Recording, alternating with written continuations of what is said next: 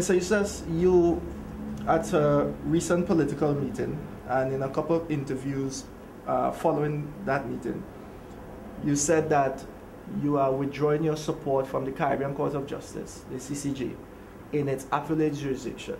And you are articulating your position as to why you have come to such a place. Could you elaborate first? Well, first of all, let me say that initially I gave my full support to the Caribbean Court of Justice in both its jurisdictions. I did so because I recognize that we need, in a sense, to repatriate that system, and we should own and be part of what we organize. I have no real difficulty with that.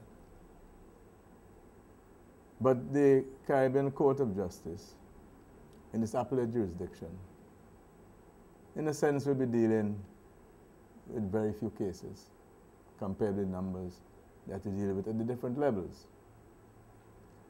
And care was taken with regard to the Caribbean Court of Justice to ensure, as far as is possible,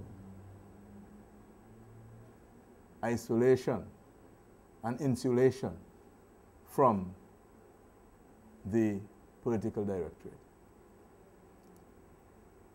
90% or more of the cases that will come up over the years will in fact take place in the lower courts.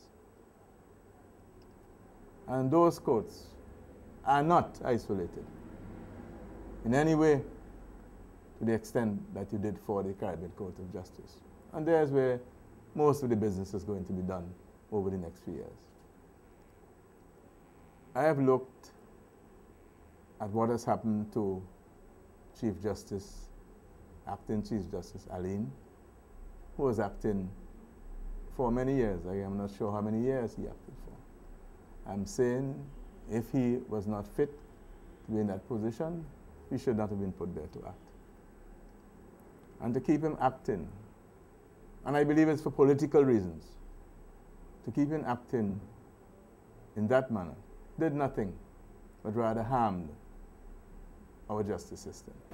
You mentioned that you are convinced that certain decisions he would have made in certain cases, he made decisions in the past that were not popular with someone or some person in the political directorate.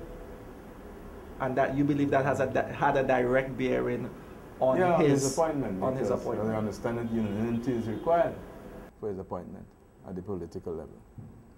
And I have looked also at what is happening in our own country here, the extent to which we ignore the political realities in the appointment of the Director of Public Prosecutions. I have looked at the way that this whole case that we have now before us in St. Vincent and Grenadines is panning out for the general public. And I'm satisfied that a number of persons in our society are losing confidence. Many have in fact lost confidence in our system. And we can't afford that. Otherwise we'll end up in a state of anarchy. And it's going to be very important that we restore to our courts the confidence that people ought to have in our judicial system, our criminal justice system.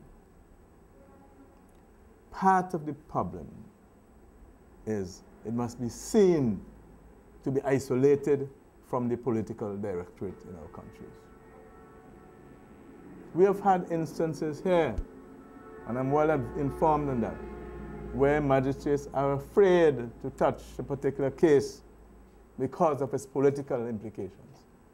This shouldn't have to happen. So it's fair to say then, Mr. Eustace, that because what you talk about with Justice Arnhim, all right, and other instances throughout the region, they would have been in existence before. But for you to take this stance now, it's fair to say that what is taking place with the current charges that have been levied against Prime Minister Dr. Gonsalves is a key component in the change of your position? All of that is involved in my position. I wouldn't say it's the only component, but I'm concerned that people are losing confidence. Our people are losing confidence in the system. People feel that there's one set of laws, as they want to put for the Medes, and another set for the Persians. We cannot have that in the context of our society. You need to say one for the rich, one for the poor. Nobody understands Meeks and Persians.